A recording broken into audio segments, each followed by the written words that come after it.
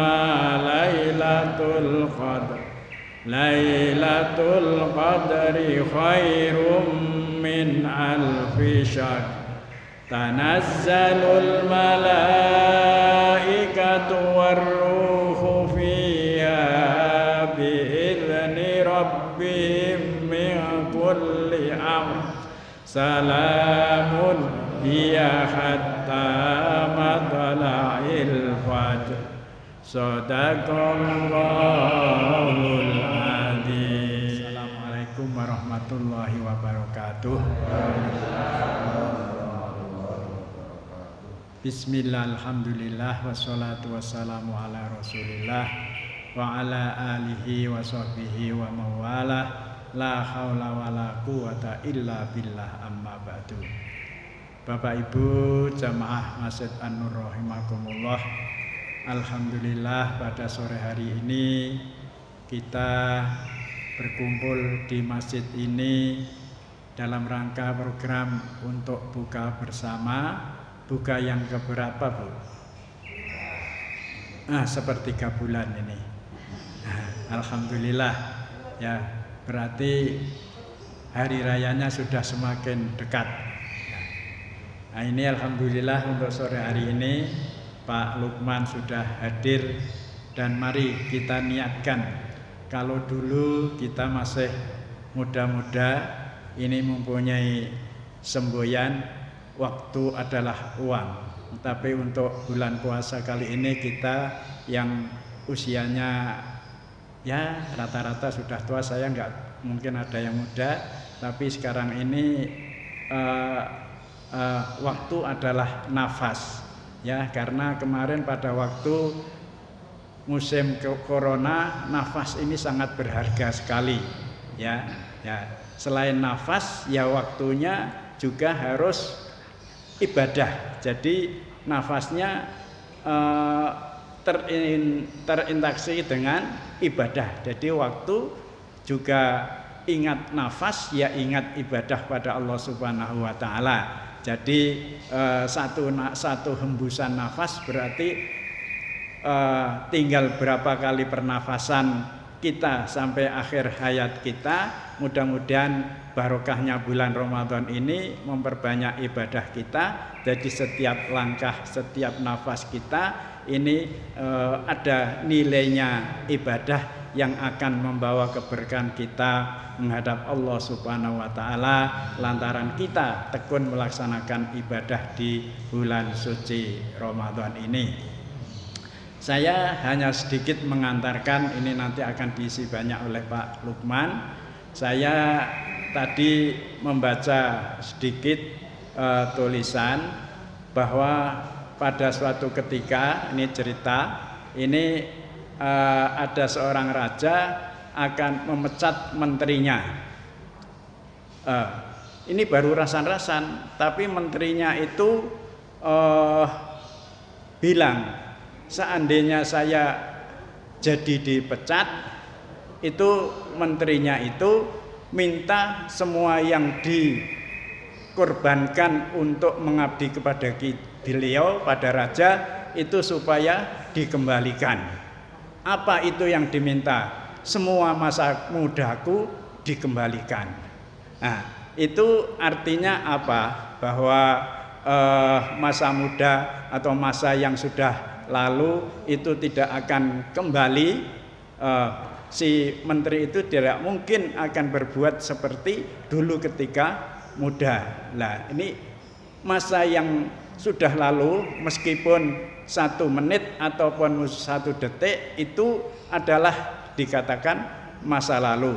Lalu beliau mengatakan bahwa buah itu tidak semuanya mengalami busuk setelah tua. Artinya ada buah yang jatuh lantaran masih pentil, ada buah yang jatuh masih muda, dan ada buah yang jatuh sudah bosok karena terlalu tua. Nah, ini menggambarkan bagi kita, mari bahwa kita dipanggil oleh Allah itu melihat kenyataan yang ada. Tidak semua orang tua yang mati, yang muda belum mati, tapi bagi Allah adalah luwes saja. Mati baru lahir, mati dalam kandungan, atau mati masih muda, masih tua adalah luwes saja. Namun bagaimana kita mempersiapkan untuk bisa menghadap Allah Subhanahu wa taala dengan sebaik-baik mungkin, dengan membawa sangu yang benar-benar menyelamatkan kita. Nah, ini pengantar sedikit dari saya. Mudah-mudahan jamaah An-Nur ini lebih tekun lagi dalam beribadah pada Allah Subhanahu wa taala. Bagaimana nanti Pak Lukman akan memberikan motivasi yang lebih tinggi lagi, marilah kita cermati dan kita dengarkan. Semoga bermanfaat bagi kita sekalian. Sekian, monggo Pak Lukman, waktu kami persilakan. Billahi taufiq wal hidayah. Wassalamualaikum warahmatullahi wabarakatuh.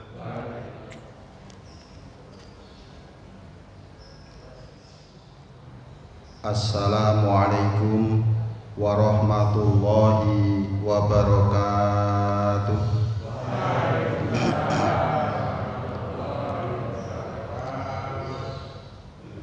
Alhamdulillahi rabbil alamin.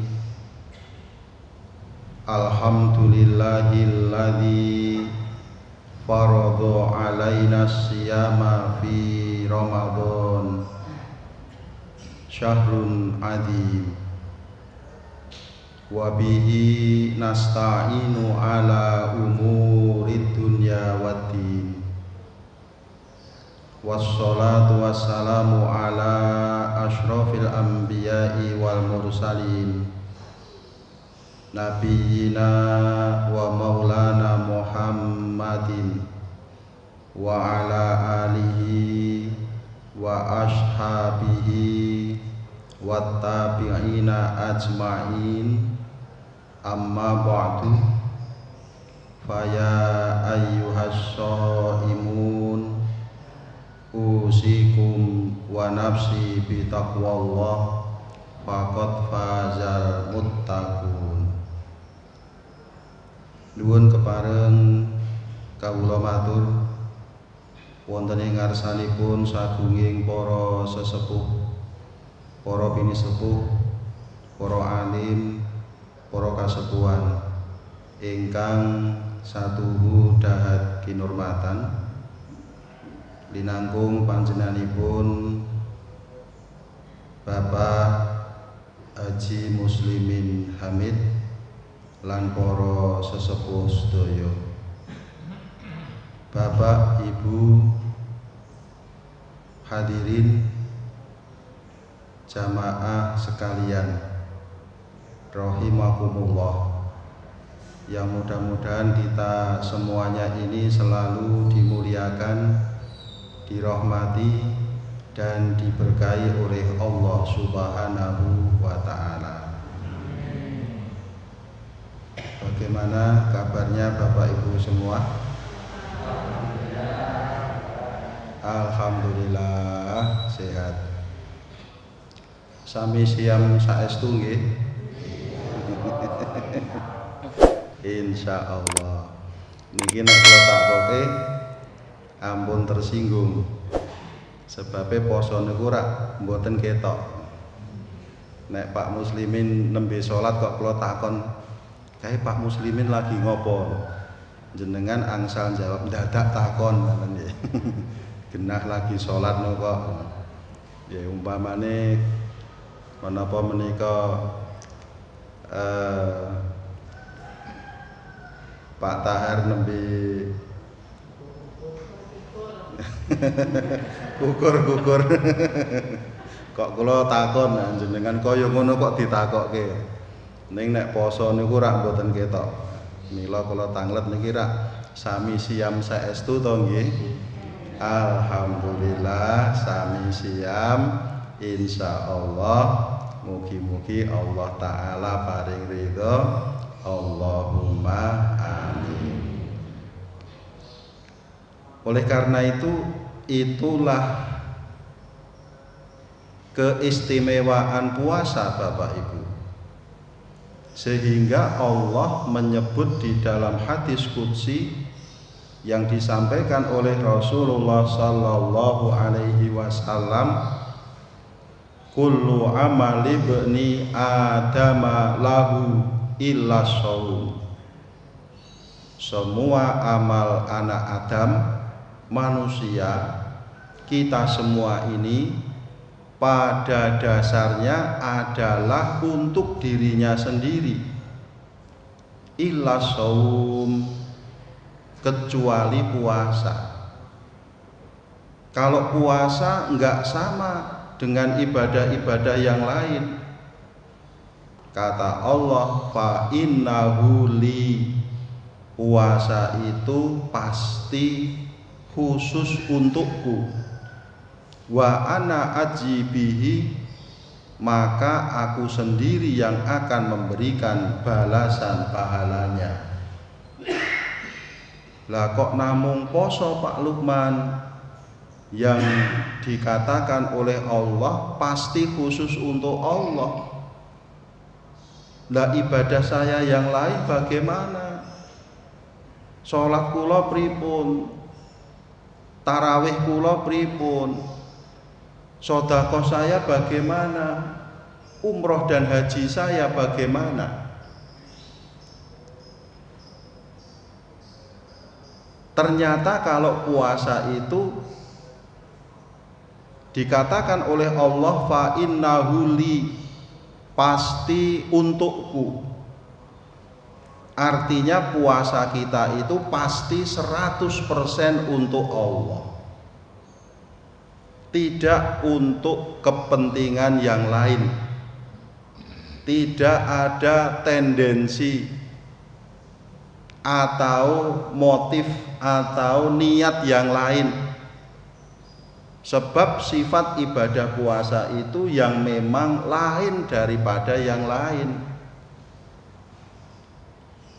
Poso niku rak mboten ketok to nggih Bapak Ibu. Kita tidak tahu apakah seseorang itu beneran puasa apa enggak tahu. Pokoknya onone percaya nek Pak Muslimin yo mesti poso, Pak Tahar yo mesti poso, Pak Bambang ya pasti puasa, Pak Lukman ya pasti puasa. Edan ora poso malah edan-edan ge. Iya, tapi kita nggak tahu. Karena puasa itu memang tidak bisa dilihat oleh orang lain, tidak juga bisa kita perlihatkan kepada orang lain, tidak bisa difoto, tidak bisa ditangkap atau direkam dengan kamera. Pengajian panjenengan di video, niku saged nggih, ketok. Ini suasananya suasana pengajian. Panjenengan sholat saged difoto, oh lagi sholat. Panjenengan baru memberikan sedekah bisa difoto. Puasa mboten saged. Niki fotone wong poso lho Bapak Ibu. Bingung jenengan. Nggih napa Pak? Oh nggih sajake lemes ngoten niku ketoke lagi poso. Ketoke kok nglentruk nggih nggen fotone. Ya urung karuan wong ora poso ketok nglentruk wae ya ana kok nyat nggih setelane ngoten niku. Puasa tidak bisa dilihat dan ditangkap dengan panca indera maupun kamera, mboten saged. Maka dibilang oleh Allah, fa innahu li, puasa itu pasti khusus untukku. Panjenengan berpuasa ini niatnya pasti 100% untuk Allah. Karena untuk Allah dan itu urusan pribadi panjenengan dengan Allah, maka apapun yang terjadi, walaupun tadi sebelum hujan panas yang enggak karuan, panjenengan kelelahan, kok dilalah ndek bengi ora sahur umpamane, tetep poso kok nggih. Wong niatnya untuk Allah.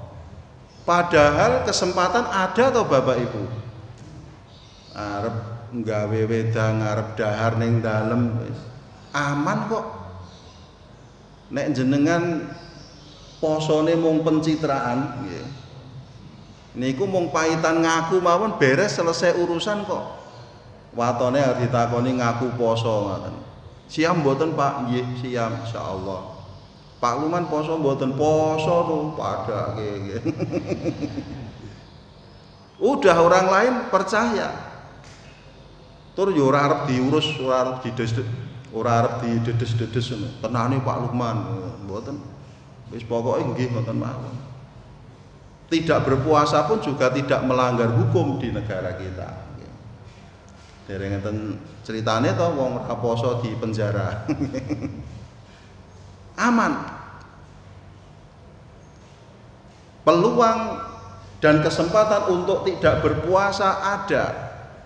Kalau kita hanya mencari pengakuan dari orang lain, gampang pun paitan ngaku mawon, rampung, selesai urusan. Tapi tidak. Ini adalah ibadah khusus kita kepada Allah Subhanahu wa ta'ala. Maka puasa itu pasti 100% untuk Allah. Berbeda dengan ibadah-ibadah yang lain Bapak Ibu. Ibadah yang terlihat oleh mata menika ada resikonya. Resikonya apa? Kita melakukannya tidak 100% untuk Allah, tetapi ada motif yang lain, ada niat yang lain. Barangkali yang untuk Allah hanya 40%, yang untuk kepentingan yang lain 60%. Menika jarene ana salat politik barang to nggih Bapak Ibu. Ah niku. Nek 100% untuk Allah ya alhamdulillah. Tapi kadang-kadang ibadah yang terlihat oleh mata itu resiko bagi pelakunya, dia melakukannya tidak 100% untuk Allah, tetapi dienggo pencitraan. Menika. Umpamane kula dilalah tugas ngimami. Nggih. Terus bacaan saya ketika ngimami itu saya bagus-baguskan. Pilihan surate sing dawa-dawa. Le maca tak tilawahke tak lagokke. Kamangka nek kula salat dhewe ora ngono kuwi. Ning gandeng dalam jamaah yang besar ditonton wong akeh, wah iki ya kudu do ngerti iki nek aku ya apal sing dawa-dawa. Iki ya kudu do ngerti iki nek aku ya iso tilawah sing apik.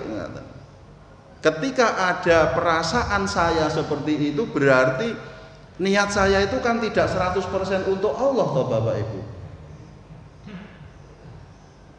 Barangkali yang untuk Allah 40%, ning yang 60% ini karena untuk kepentingan show, nah, karena dilihat orang ini, wah, biar nanti mereka mengapresiasi, wah jebul Pak Lukman ki yo apik yo nek ngimami yo apal sing dawa-dawa.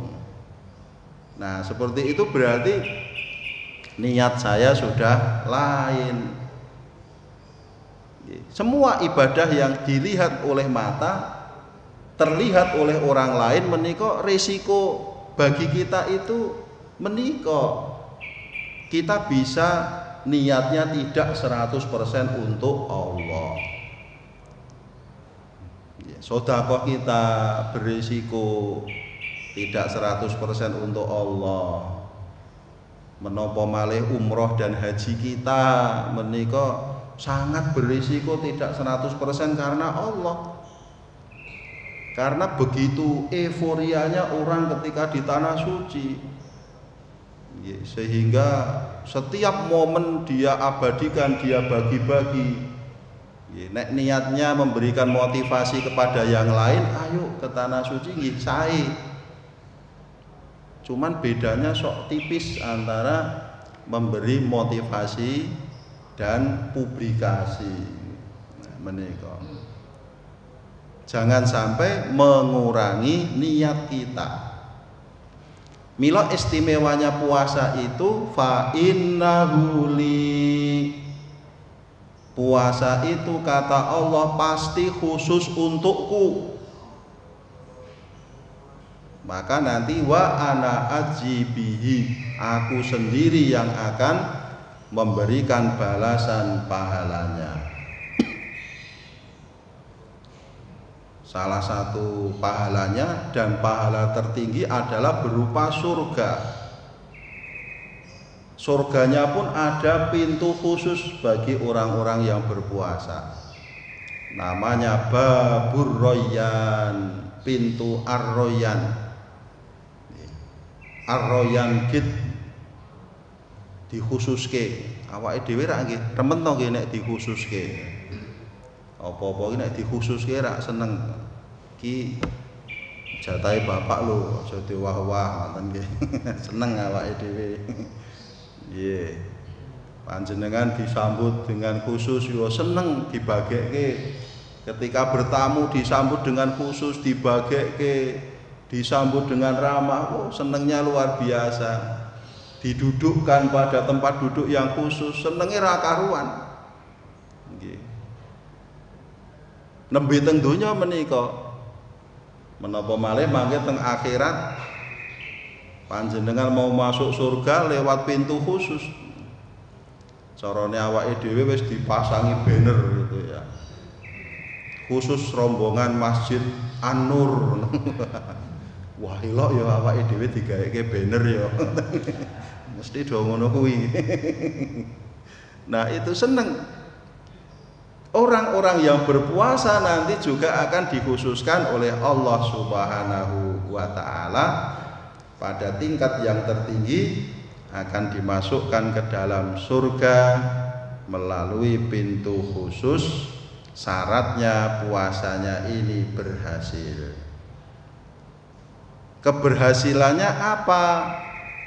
Tolok ukurnya la'allakum tattaqun, agar kalian semua bertakwa, tambah takwane. Ketakwaan itu ada di dalam hati, tetapi juga tercermin di dalam perbuatan.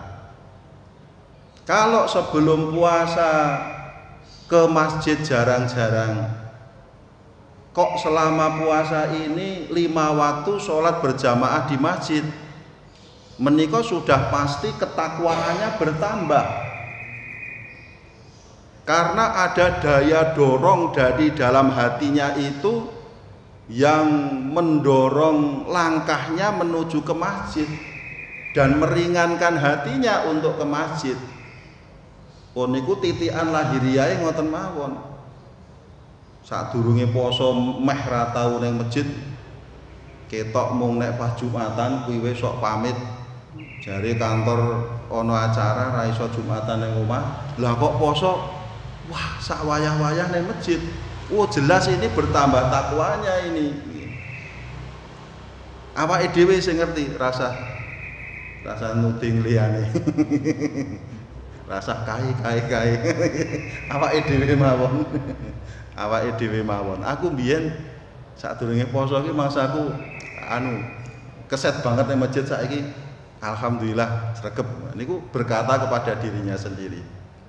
Saya dulu berat sekali untuk tadarus Al-Qur'an, yang saiki alhamdulillah.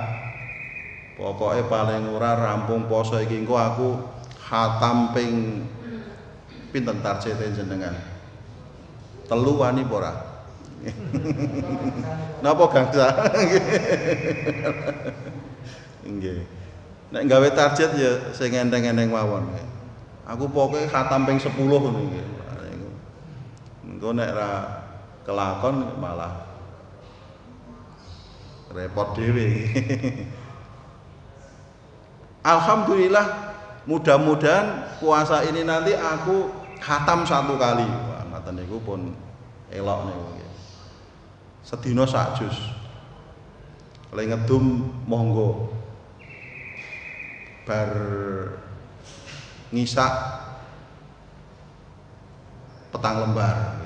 Ning sing maca dhewe lho niki nggih. Ora sing bareng-bareng tadarusan. Nek sing bareng-barenge ming paitan lungguh sila wae.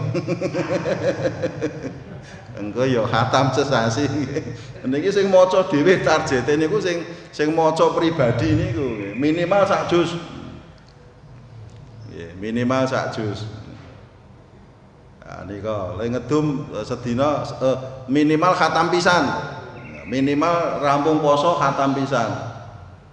Lek ngedum pripun sedina sak juz pun monggo. Nek bar maghrib ketoke rada repot. Wis buka engko persiapan ngisak tarweh ya bar tarweh. Bar tadarusan saka masjid aku maca dhewe 5 lembar. Sesuk bar subuh meneh 5 lembar. Turane engko nek ngarepke salat duha kae nggih. Wah lah kok ampuh poso kok. Ben la'allakum tattaqun, biar bertambah takwa kita. Bapak Ibu yang dirahmati Allah, sejatosipun sonten menika kula sampun menyiapkan materi khusus tentang fidyah. Niki wae dadi kelantur. Tetapi nanti Bapak Ibu bisa melihat materi-materi pengajian Pak Lukman yang lain pada channel YouTube. Mula niki pengajiannya kula rekam nggih Bapak Ibu. Nanti saya upload di channel YouTube ya. Mangke ingkang kula kagungan nomere kula kirimi. Biasane Pak Haji Agus Mul kula kirimi. Nggih, mangke barangkali nanti sampai kepada Bapak Ibu, silahkan disaksikan videonya. Mengke menawi sampun buka video kula niku ra enten tulisan subscribe ngoten nggih Bu nggih. Nggih Bapak Ibu. Nah niku warnanya merah. Kok warnanya merah? Sebabnya durung dinunul.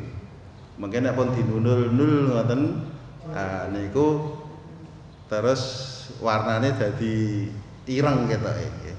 Terus berubah jadi di-subscribe. Nah niku berarti jenengan sudah subscribe sampun mendukung video menika. Channelnya naminipun LH Jogja Official. ELHA tulisannya, ELHA Jogja Official. Ternyata keuntungannya banyak setelah saya mendokumentasikan dan memvideokan kegiatan-kegiatan pengajian, terus saya unggah ke YouTube setunggal. Bagi saya sendiri saya harus selalu belajar dan menyiapkan materi baru. Tidak mungkin saya mengupload YouTube temanya mengkui-kui wae ning masjid di mana-mana mung padha wae ya. Harus beda-beda. Mulane tema song-song Ramadan menika di semua tempat itu pasti beda tema. Mangke panjenengan bersani barangkali nanti bermanfaat. Setiap hari saya juga membuat video pendek. Kula kei judul kalimat. Nggih, kalimat nggih Bu Harto. Kalimat niku singkatan kajian 5 menit tamat ya. Ini tiap hari ndamel kula. Sing niki wau tema kula judule makmum Muhammadiyah harus ikut kunut kalau imamnya kunut ngoten niku. Kula kei judul ngoten niku. Nah, judul ora kudu membuat penasaran to nggih ben do nonton ngoten. Tetapi di dalamnya isinya orang NU kalau makmum orang Muhammadiyah kalau tidak kunut ya jangan terus kunut dhewe. Nah, itu nanti pembahasannya ada di situ. Mungkin mboten saya kula critakake teng mriki.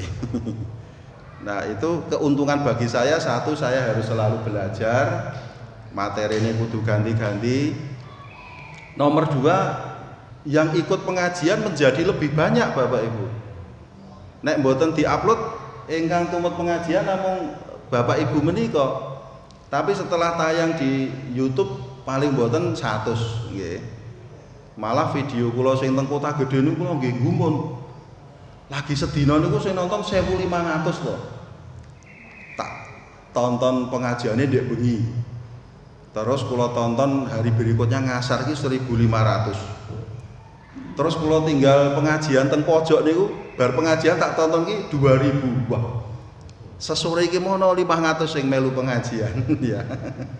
Nah, jadi meluaskan manfaat.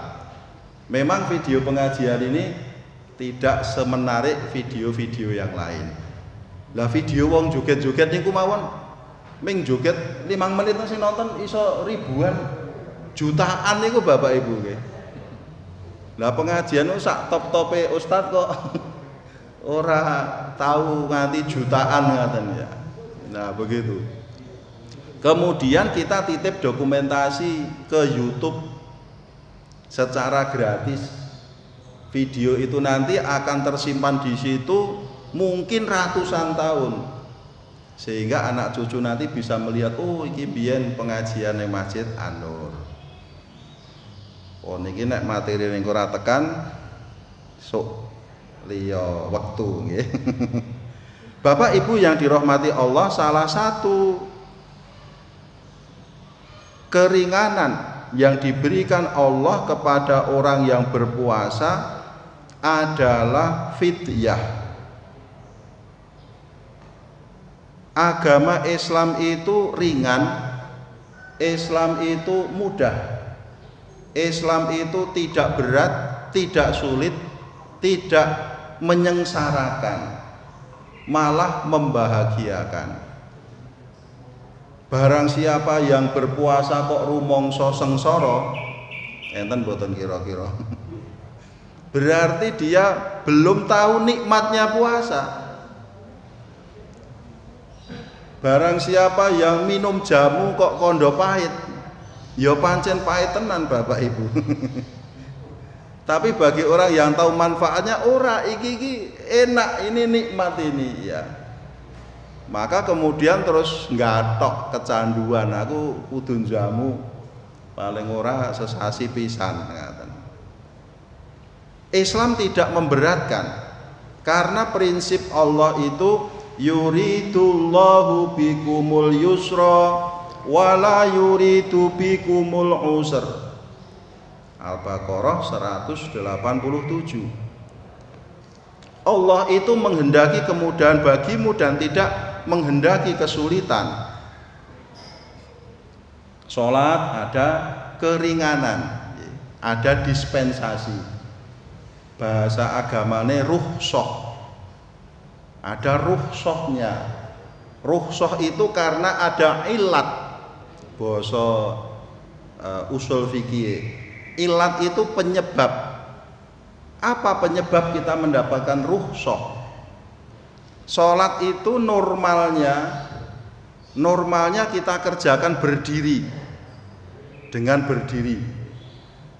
Tetapi karena ada ilat, ada penyebab bahwa kita tidak bisa berdiri karena sakit, maka boleh duduk. Berarti mendapatkan rukhsah karena ada ilat, yaitu kesulitan untuk berdiri. Mulane sing sehat mboten pareng kok salat kok terus lesehan nggih. Lungguh sak penake enggak boleh. Karena dia enggak punya alasan. Enggak punya ilat yang menyebabkan dia mendapatkan dispensasi. Salat itu normalnya kita kerjakan sesuai dengan waktunya. Zuhur ana wektune dhewe, ngasar ana wektune dhewe, maghrib ana wektune dhewe, ngisa ana wektune dhewe. Tetapi karena ada ilat, ada penyebab, misalnya, mboten misalnya, ilatnya karena kita safar, karena kita bepergian, Oh boleh. Dua sholat ini digabung jadi satu. Zuhur dan asar dikerjakan di waktu zuhur boleh, dikerjakan di waktu asar boleh. Namanya dijamak. Orang mau dijamak, dikosor ya entuk, diringkes ya entuk. 4 rakaat menjadi 2 rakaat. Nah, menika rukhsah, keringanan. Agama kita itu sangat ringan, membahagiakan kita. Begitu pula di dalam puasa ini ada keringanan yang diberikan Allah kepada orang yang berpuasa. Pada surat Al-Baqarah ayat 184 Allah berfirman, A'udzu billahi minasyaitonir rajim. Ayyaman ma'dudat. Faman kana minkum maridun aw ala safarin fa iddatum min ayyamin ukhra wa 'alal ladzina yutiqunahu fidyatun ta'amu miskin faman tatawwa'a khairan fahuwa khairul lah wa antasumu khairul lakum in kuntum ta'lamun. Yaitu puasa Ramadan itu dalam beberapa hari yang tertentu. Maka barang siapa di antara kamu ada yang sakit atau dalam perjalanan lalu kemudian ia berbuka, tidak berpuasa, maka wajiblah baginya berpuasa sebanyak hari yang ditinggalkan itu pada hari-hari yang lain. Dan wajib bagi orang-orang yang berat menjalankannya, jika mereka tidak berpuasa, membayar fidyah, yaitu memberi makan seorang miskin. Barang siapa yang dengan kerelaan hati mengerjakan kebajikan, maka itulah yang lebih baik baginya. Dan berpuasa lebih baik bagimu jika kamu mengetahui. Menika dispensasi rukhsah yang diberikan. Kita itu wajib berpuasa, tetapi karena suatu kondisi, faman kana minkum maridun, sakit ya, au ala safarin, sedang bepergian, kemudian ia berbuka, angsa, boleh diberikan rukhsah, diberikan keringanan oleh Allah. Jadi agama kita itu bijak sekali. Ora kok pokoke poso mbok sak matimu ya, enggak. Kalau memang ada ilat yang menyebabkan kalian boleh tidak berpuasa, kalian sakit, kalian dalam perjalanan, boleh enggak berpuasa. Begitu juga bagi orang-orang yang berat untuk mengerjakan puasa, wa 'alal ladzina yutiqunahu, boleh tidak berpuasa. Ketentuannya fidyatun ta'amu miskin, membayar fidyah yang diberikan kepada orang-orang miskin. Kemudian karena sudah hampir buka puasa, jam 17.44 nggih. 42 malahan nggih. Nggih dicepet kemawon. Nggih. 1. Yang boleh fidyah adalah orang yang tidak mampu berpuasa secara permanen. Sampun udzur, sudah berusia lanjut, orang yang sakit yang kelihatannya tidak kunjung sembuh. Ngertose pripun Pak Lukman? Lah ketergantungan obat, dia harus terus-menerus minum obat atau atas rekomendasi dokter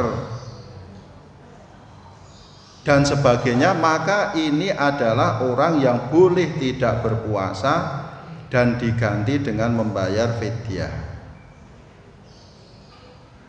Siapa lagi? Wanita hamil atau wanita yang menyusui, ini boleh juga tidak berpuasa dan diganti dengan fidyah. Tetapi ini pun juga terdapat perbedaan pendapat Bapak Ibu. Perbedaan pendapat itu terjadi karena orang berbeda di dalam memahami suatu perintah. Kalau Imam Syafi'i, Imam Hambali itu masih mensyaratkan wanita hamil itu kalau dia tidak berpuasa alasannya apa dulu? Kalau alasannya mengkhawatirkan dirinya saja, maka dia mengqadha dan tidak membayar fidyah. Kalau dia alasannya karena memikirkan keselamatan dirinya dan bayinya, itu pun juga qadha. Kalau dia memikirkan keselamatan bayinya, maka dia qadha dan fidyah.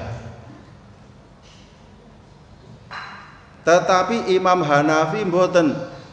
Wanita hamil, wanita yang menyusui itu adalah termasuk golongan wa 'alal ladzina yutiqunahu, orang-orang yang berat untuk menjalankan puasa, boleh fidyah dan tidak qadha. Beragam. Mungkin ukuran fidyahnya juga bermacam-macam pendapat ya. Pun pepaan pokoknya. Wong wingi awal poso wae beda to nggih.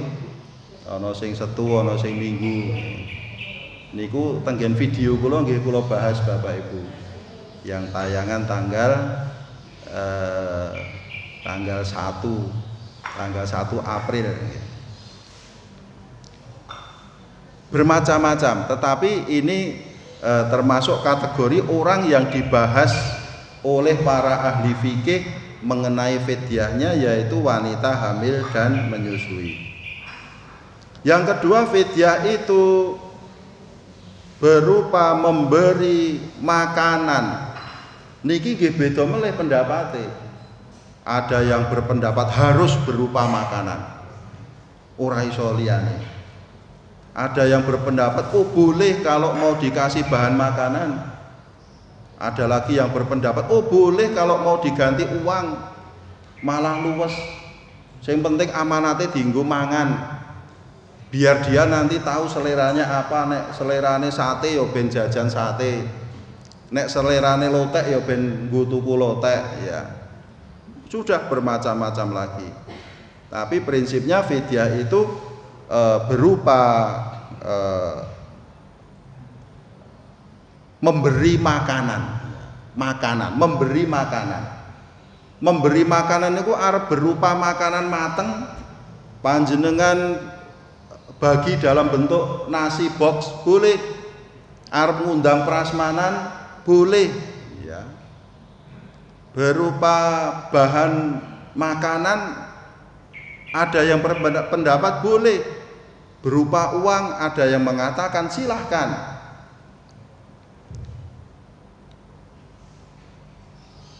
Kemudian kadar kita memberi fidyah itu adalah untuk memberi makan satu orang miskin sempurnanya dalam sehari itu. Fidyatun ta'amu miskin. nek arep disempurnake tenan ya ora mung beras tok engko neh ming klethak-klethuk nggih. Ya sak lawuhe ya. Kalau mau uang ya kalau sekali makan itu diaji 15.000, kamangka kebiasaan kita tuh makan 3 kali, ya sempurnakan. Fidyah dalam sehari itu 15.000 kali 3 nek arep diwujudke duit 45.000 ya. Kalau mau diwujudkan makanan yang lain silahkan nanti disesuaikan seperti itu. Yang seperti ini juga yang dilakukan oleh sahabat Anas bin Malik ketika beliau sudah tua, yaitu memberikan fidyah, mengundang orang-orang miskin ke rumahnya, dimasak-masake prasmanan di situ. Kemudian cara pembayarannya adalah ketika dia sudah nyata tidak mampu melaksanakan puasa. Tegese wis kelakon dinane poso, ora iso poso tenan. Jangan sampai rung poso kok wis fidyah. Ya. Nggih, enggak boleh. Belum puasa kok sudah fidyah. Kalau sudah terlaksana, ya.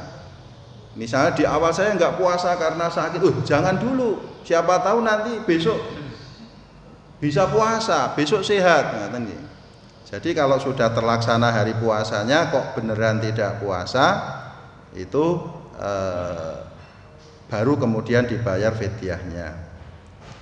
Kemudian beratnya juga bermacam-macam pendapat, tetapi prinsipnya adalah 1 mud. Ya, 1 mud seperapat sok awake dhewe nek fitrah nika 1 sok. 1 sok itu 4 mud. Nah, pun enten sing ngitung kira-kira nek beras menika 8 on.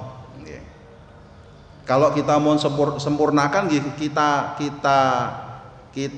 pantas, kita nilai kadar makan di tempat kita yang pantas itu berapa.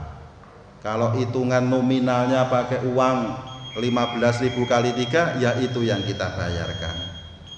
Mudah-mudahan materi ini bermanfaat, karena sering sekali banyak yang menanyakan. Sudah maghrib ya? Mudah-mudahan Allah menerima dan ridho terhadap puasa kita. Allahumma amin. Wassalamualaikum warahmatullahi wabarakatuh.